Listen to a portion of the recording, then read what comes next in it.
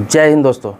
आज मैं आपको बताऊंगा कि आपने किसी व्यक्ति से ब्याज पर पैसा ले रखा है या फिर लेने वाले हैं तो आपको क्या क्या करना चाहिए। जैसे अगर लेने वाले, पहले मैं बताऊंगा कि आप अगर लेने वाले हैं किसी से, प्राइवेट व्यक्ति से, तो आपको क्या क्या करना चाहिए, क्या क्या डॉक्यूमेंट्स बनवा रहा है तो कौन कौन सा डॉक्यूमेंट्स बनाना चाहिए, कौन कौन सा डॉक्यूमेंट्स नहीं बनाना चाहिए, ताकि आपको बाद में परेशानी ना हो।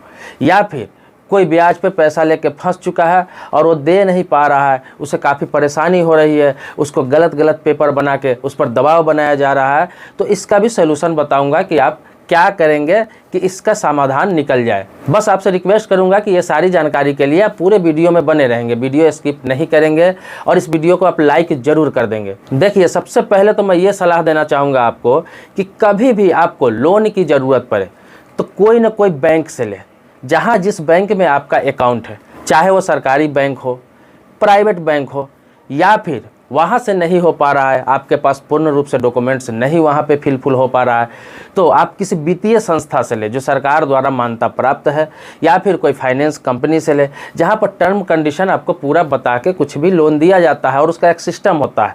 आप जब उसको पैसे देते हैं महीना में तो उसमें आपका ब्याज भी इंक्लूड होता है और आपका लोन का राशि भी इंक्लूड होता है, दोनों एक साथ पूरा होता है, दोनों एक साथ सधता है, दोनों एक साथ चुकता होता है। दिक्कत नहीं होती है। अगर 3 साल 4 साल 5 साल का लोन है तो दोनों एक साथ खत्म हो जाता है। आप महीने महीने पैसे दे रहे हैं और वो एक समय में खत्म हो जाता है जितने दिनों का रहता है। लेकिन ब्याज माफियाओं से अगर आप लेते हैं ब्याज पे पैसा, जैसे किसी व्यक्ति से आपने ले रखा है जो ब्याज पे पैसा लगाता है, हर गांव, हर मोहल्ला, हर छोटा शहर, बड़ा शहर, हर जगह पे ब्याज माफिया होते हैं जो दबंग टाइप के होते हैं। वो पैसे लगाते हैं और मनमानी ब्याज लेते हैं।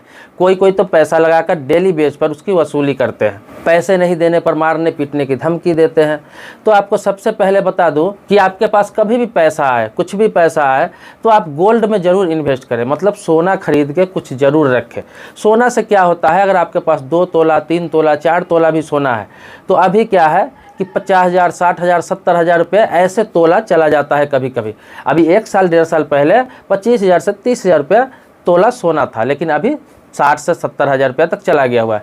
ऊपर नीचे थोड़ा बहुत होता रहता है। तो मैं आपको बता दूं, सोना आपके पास है, थोड़ा भी है, और आपको लोन की ज़रूरत पड़ता है तो आप इंडिया के आप किसी भी बैंक में सीधा जाएंगे, 10 मिनट से लेके आधे घंटे के बीच, 1 घंटे के बीच आपको लोन मिल जाता है। आपके गोल्ड पे लोन मिल जाता है और उसका ब्याज भी बहुत कम होता है और आपका सोना भी वहाँ सुरक्षित रहता है लॉकर में। तो सोना पर हाथों हाथ लोन मिल जाता है। तो ये मैं एक आपको सलाह दिया हूँ कि आपके पास कभी भी पैसा आए तो हर व्यक्ति को चाहिए कि अपने घर में कुछ सोना जरूर रखे, कुछ जेवर बना के जरूर रखे। नहीं तो ऐसे भी एक्स्ट्रा पैसा आपके पास होता है तो उससे सोना ही खरीदे, फालतू की चीज़ों नहीं खरीदे, फालतू की चीज़ों में इन्वेस्ट नहीं करें, आप सोना में जरूर इन्वेस्ट करें। अब आते हैं फिर से अपने मुद्दों पर। आप किसी ब्याज माफिया से लोन ले रहे हैं, मतलब साहूकार से लोन ले रहे हैं, तो होता क्या है कि किसी व्यक्ति से लोन ले रहा है तो आप अगर उससे पैसा लेते हैं कर्ज पे तो वो क्या होता है, मनमानी आपसे ब्याज लेता है। गांव देहात में तो देखा गया है कि महीने का 5%, 7%, 10% तक लोग लेते हैं। लेकिन ज़रूरी होता है, मजबूरी होता है, लोग को इमरजेंसी में पैसा चाहिए होता है, सबके पास सोना नहीं होता है, सबके पास कोई सामान नहीं होता है गिरवी रखने के लिए कि बैंक से लोन ले ले, तो उस पीरियड में इमरजेंसी में लेना पड़ता है। तो अगर आप लेने जा रहे हैं लोन तो वहाँ पे एक चीज़ का ध्यान रखें, एक चीज़ का ध्यान रखें कि किसी साहूकार से ले रहे हैं तो होता क्या है कि ज़्यादातर आपने देखा होगा कि किसी सादा स्टाम्प पर वो सिग्नेचर करा लेते हैं, मतलब खाली स्टाम्प पेपर पर सिग्नेचर करा लेते हैं।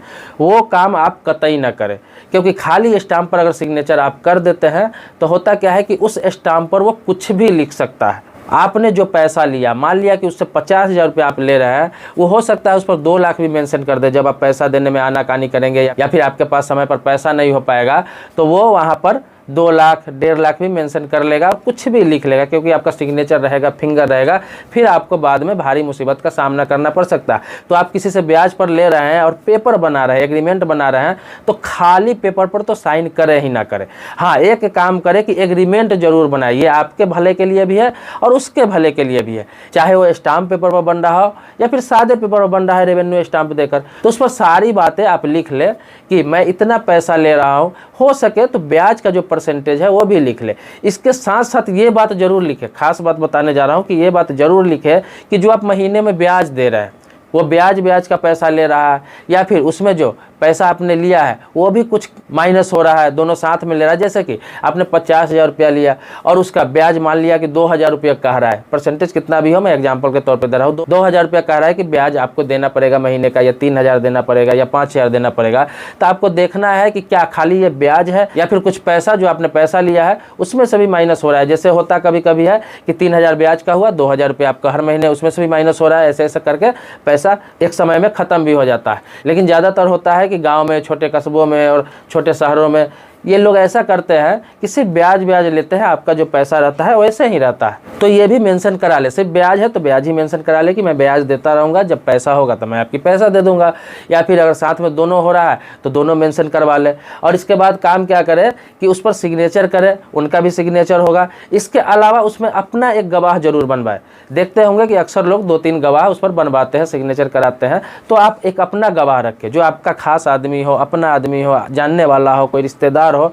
इससे क्या आपको फायदा होगा कि कल होके कोई मैटर होता है, कोई बात होता है, कुछ उसमें फेरबदल करता है, तो ये जो गवाह होगा वो आपके पक्ष में बोलेगा, आपके पक्ष में रहेगा। कोई कानूनी प्रक्रिया होता है तो ये गवाह आपके पक्ष में रहेगा, तो आपका जो है मामला बहुत जल्दी सलट जाएगा। दूसरी बात यह है कि कोई साहूकार, कोई ब्याज पर पैसा लगाने वाला माफिया, वो करते क्या है कि ब्लैंक चेक ले लेते हैं। ब्लैंक चेक आप समझते हैं, आपसे खाली चेक ले लेंगे सिग्नेचर करा के। वो और खतरनाक है, बहुत ही ज़्यादा खतरनाक है। सिग्नेचर करके आप दे देते हैं तो होता क्या है कि उसमें कोई भी रकम वो भर सकता है, कुछ भी पैसा भर सकता है। आपने लिया कुछ, उसमें कुछ भी भर सकता है। बाद में उस चेक को बाउंस करा के आप पर केस भी कर सकता है, आपको सजा भी हो सकती है, डबल पैसा भी देना पड़ सकता है। और वो ब्याज के श्रेणी में नहीं आएगा। वो ये भी नहीं बोलेगा कि मैं ब्याज पर पैसा इसको दे रखा था। वो तो ये बताएगा कि 2 लाख रुपया इन्होंने लड़की की शादी में, या फिर ज़मीन खरीदने के लिए, या फिर किसी इमरजेंसी में मुझसे लिया था, जो चेक के रूप में मुझे दिया था और अब वापस नहीं कर रहा है। या फिर कुछ भी बोल सकता है, क्योंकि उसके पास आपका दिया हुआ चेक रहेगा, आपका सिग्नेचर किया हुआ चेक रहेगा। तो चेक अगर दे भी रहे, मैं ये नहीं कह रहा हूँ कि चेक नहीं देना है, चेक अगर दे भी रहे हैं आप, तो चेक को पूरी तरीके से भर ले। जो रकम भरना है, जो पैसा भरना है, भर ले, अपने हैंड राइटिंग में सारा चीज़ लिख दे, उसके बाद सिग्नेचर करे। उससे होता क्या है कि इसमें थोड़ा भी ओवर राइटिंग होगा, थोड़ा भी वो फेर बदल करेगा तो वो चेक है कैंसिल माना जाता है, रद्द माना जाता है। बैंक उसे स्वीकार नहीं करती है। उसमें कोई भी उलटफेर अगर किया जाएगा तो वो बैंक स्वीकार नहीं कर सकती है। ये बैंक का नियम है। बैंक में जो भी चेक दिया जाता है उसमें बिल्कुल एक बार में लिखा होना चाहिए, ओवर राइटिंग नहीं होना चाहिए, कोई फेरबदल किया हुआ नहीं होना चाहिए। तो इसीलिए खाली चेक ना दे, ब्लैंक चेक ना दे, ये बहुत ही खतरनाक हो सकता है। तो ये मैं बताया हूँ आपको कि आप लोन लेने वाले हैं, मतलब प्राइवेट व्यक्ति से कर्ज लेने वाले हैं, ब्याज पर कर्ज लेने वाले हैं, तो आपको क्या करना चाहिए।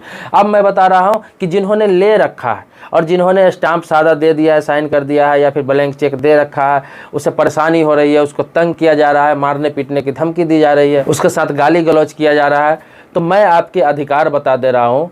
ऐसा साहूकारी लाइसेंस जो उसे मिलता है, उस टर्म कंडीशन में या फिर उसके बायोलॉज में ऐसा कुछ भी नहीं रहता है कि किसी से ज़बरदस्ती पैसा वसूला जाए, किसी के साथ मारपीट किया जाए। हाँ, कानूनी प्रक्रिया अपना सकता है, कानूनी प्रक्रिया अपना सकता है, लेकिन कब? जब वो लीगल रूप से आपसे कोई डॉक्यूमेंट्स लिया है तो। लीगल रूप से आप समझ रहे हैं, कानूनी तरीके से। जैसे कि वो खाली स्टाम्प आपसे ले लिया, खाली स्टाम्प आपसे ले लिया सिग्नेचर करा के, ये लीगल रूप से नहीं हुआ। आपने तो इमरजेंसी में पैसा लेकर उसे दे दिया, अब उसमें कुछ भी उन्होंने लिख लिया या टाइपिंग करा लिया, वो मान्य नहीं होगा। आप कह सकते हैं कि इन्होंने खाली स्टाम्प पर मुझसे सिग्नेचर कराया था और वो जो मजमून लिखा हुआ है, जो बातें लिखी हुई है, वो मेरी हैंड राइटिंग नहीं है, या फिर टाइपिंग किया हुआ है, तो आप कह सकते हैं इन्होंने टाइप करा लिया है, मुझसे खाली स्टाम्प पर सिग्नेचर कराया गया था। या फिर चेक खाली आपने दे दिया है और उसमें कुछ रकम भर लिया है, तो ये भी कह सकते हैं। अगर आपके हैंड राइटिंग में नहीं है तो वहाँ पर भी आप एक्शन ले सकते हैं, उसके खिलाफ कानूनी कार्रवाई कर सकते हैं। लेकिन आप कुछ नहीं करेंगे, पहले वो आप पे एक्शन ले लेता है, अगर वो आप पे कार्रवाई कर देता है तो फिर आपको परेशानी हो जाती है। तो आपको करना क्या है, अभी बता रहा हूँ कि किसी व्यक्ति से आपने पैसा ले रखा है, बहुत परेशान कर रहा है, मारने की धमकी देता है, गाली गलौज करता है, कुछ नहीं करेगा वो। अगर करता है तो उल्टा फंस जाएगा। ये सही है कि आपने पैसा लिया मजबूरी में, और हो सकता है कि किसी कारणवश मजबूरी आता है, ज़रूरी नहीं कि हर महीने उसे इंसान ब्याज दे, हर महीने पैसे दे। कभी कभी होता है कि उस क्रम में भी मजबूरी आ जाती है, लोग पैसा नहीं दे पाते।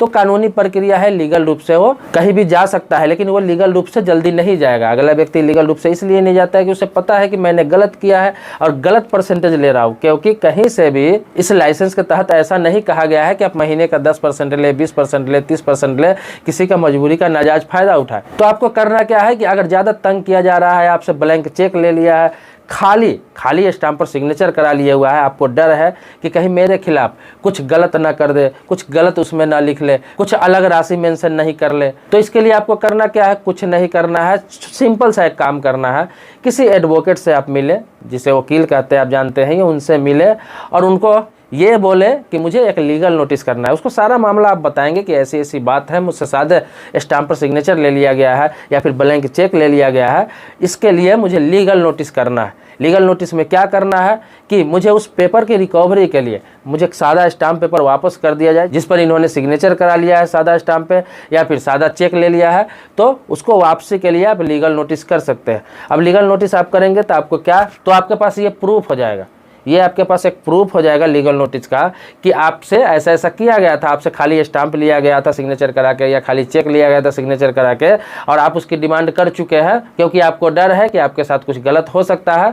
तो वो लीगल नोटिस एक प्रूफ हो जाएगा। कल हो के वो कानूनी कार्रवाई भी कुछ करता है, कुछ लिख भी लेता है, कुछ चेक में भर भी लेता है, तो फिर आप पर कोई आँच किसी प्रकार की नहीं आएगी। वो इसलिए क्योंकि आपने आगाह कर दिया है, आपने कानूनी रूप से बता भी दिया है कि मेरे साथ ऐसा हुआ है। तो लीगल नोटिस जब उसे होगा तो 15 दिन का समय होता है, कभी कभी 1 महीना का भी समय होता है। उसके अंदर उसे जवाब देना होता है या फिर उसके पास जो डॉक्यूमेंट्स है जो गलत तरीके से उन्होंने लिया है उसे रिटर्न करना होता है। रही पैसे की बात, तो कानूनी तरीके से वो आपसे ले सकता है या फिर आपको समय दे सकता है। इसका बहुत सारा उपाय है, या फिर कंप्रोमाइज़ भी आपसे कर सकता है कि इतने दिनों का समय दे रहा हूँ, या फिर प्रक्रिया बता सकता है कि ये प्रक्रिया है, इस तरीके से आपको पैसा देना है। लेकिन ये कहीं भी नियम नहीं है, ये कहीं भी कानून नहीं है कि आपके साथ वो मारपीट करे, आपको प्रेशर करे। लेकिन इसमें साहूकारी नीति में भी ये प्रावधान है कि आपको उसे समय देना होगा, क्योंकि आपके साथ मारपीट करता है, कोई जख्म दे देता है तो उस पर फिर क्रिमिनल केस हो जाएगा। तो आपको धमकी वगैरह देता है तो आप FIR भी थाने में करा सकते हैं। लेकिन ऐसे मामलों में, ब्याज वाले मामले में, चूंकि अगला दबंग होता है तो आपको थाने में FIR जल्दी नहीं लिया जाता है और आप पर ही और प्रेशर बनाया जाता है। तो इसके लिए आपको क्या करना है, मजिस्ट्रेट कोर्ट में आपको FIR के लिए परिवाद दायर करना है। जब मजिस्ट्रेट कोर्ट में परिवाद दायर करेंगे तो वहां से जब थाने को भेजा जाएगा, ऑर्डर किया जाएगा, तो फिर उस पर FIR हो जाएगा, फिर इंक्वायरी होगी, बात की जांच होगी। आप वहां पे कह सकते हैं कि मेरे पास अभी पैसे नहीं है, मेरे पास ये मजबूरी है, मेरे पास ये समस्या है, मैं देने में सक्षम नहीं हूँ, क्या मैं सुसाइड कर लूँ, क्या मैं मर जाऊँ, क्या कर सकता हूँ, आप ही मुझे बताइए, मेरे पास कोई उपाय नहीं है, कोई साधन नहीं है। और सीधा सा आप उन्हें बता सकते हैं कि मैं ये नहीं कर रहा हूँ कि मैं इनका पैसा नहीं दूंगा, इनका इंटरेस्ट नहीं दूंगा, जो लीगल इंटरेस्ट है दूंगा, पैसा दूंगा, मुझे समय चाहिए, टाइम चाहिए। तो वहाँ क्या है कि आपको टाइम मिल सकता है, आपको साल भर का टाइम मिल सकता है, 2 साल और का टाइम मिल सकता है। उस हिसाब से आपका टाइम बढ़ाया जा सकता है। उस पीरियड में धीरे धीरे करके आप पैसा चुका सकते हैं। क्योंकि मनी लेंडिंग का जो लाइसेंस लेते हैं, साहूकारी लाइसेंस जो लोग लेते हैं, उनका हर साल में असेसमेंट होता है, मतलब साल के अंत में उनका असेसमेंट होता है, उनको जवाब देना पड़ता है, सारे लेन देन का उनका ब्यौरा देना पड़ता है कि मैंने कितने पैसा ब्याज में दिया और कितना पैसा मैंने लिया। अगर इलीगल रूप से उन्होंने कुछ किया है, अगर उस पर कोई ऑब्जेक्शन हो जाता है, किसी को पता भी नहीं है, कोई डर से करते भी नहीं है, अगर वो गलत तरीके से ब्याज ले रहा है, ज़्यादा ब्याज ले रहा है और वहाँ पे दर्ज इस चीज़ का नहीं है, क्योंकि वो दर्ज तो करेगा नहीं क्योंकि गलत रूप से ब्याज ले रहा है, तो उसके आधार पर उस पर कार्रवाई होती है, उसका लाइसेंस भी रद्द होता है, उसका पैसा भी डूब सकता है। तो इसीलिए जब कानूनी प्रक्रिया आप अपनाएंगे तो वो ढीला पड़ेगा, कंप्रोमाइज़ करने की कोशिश करेगा, आपको टाइम देगा। ये गलत नहीं है क्योंकि आपके पास दूसरा ऑप्शन भी नहीं है और आपको धमकी दिया जा रहा है, आपको मारने की धमकी दिया जा रहा है, तो आप ये कानूनी प्रक्रिया अपना सकते हैं। लेकिन आपसे आग्रह करूंगा कि कोई गलत कदम ना उठाए, क्योंकि बहुत सारे ऐसे लोग हैं, आपने देखा होगा पंजाब में, तमिलनाडु में, अभी हाल ही की घटना बिहार में है, उत्तर प्रदेश में, बहुत सारे लोग कर्ज में, चाहे किसान हो, चाहे मजदूर हो, चाहे छोटे व्यवसायी हो, बहुत लोग सुसाइड कर लेते हैं। जो इसका हल नहीं है, इससे कोई फायदा नहीं होने वाला है, उसका तो सिर्फ थोड़ा सा पैसा डूबता है, आपकी जिंदगी चली जाती है। दोस्तों, मेरे चैनल पर नए हैं, पहली बार आप आए हैं, तो इसी तरह की नई नई जानकारी, अच्छी जानकारी के लिए चैनल को सब्सक्राइब कर ले, बगल में बेल घंटी है उसको भी दबा लेंगे आप। लेकिन आप पहले से सब्सक्राइबर है, पहले से आपको वीडियो मिल रहा है, तो इसके लिए कोटि कोटि धन्यवाद देता हूँ, आभारी हूँ आपका। मिलते हैं नेक्स्ट वीडियो में जो आप ही के टॉपिक पर होगा। कोई भी मन में सवाल होगा तो आप कमेंट बॉक्स में लिखेंगे, उस टॉपिक पर वीडियो बनेगा। तब तक के लिए शुक्रिया, धन्यवाद, जय हिंद दोस्तों।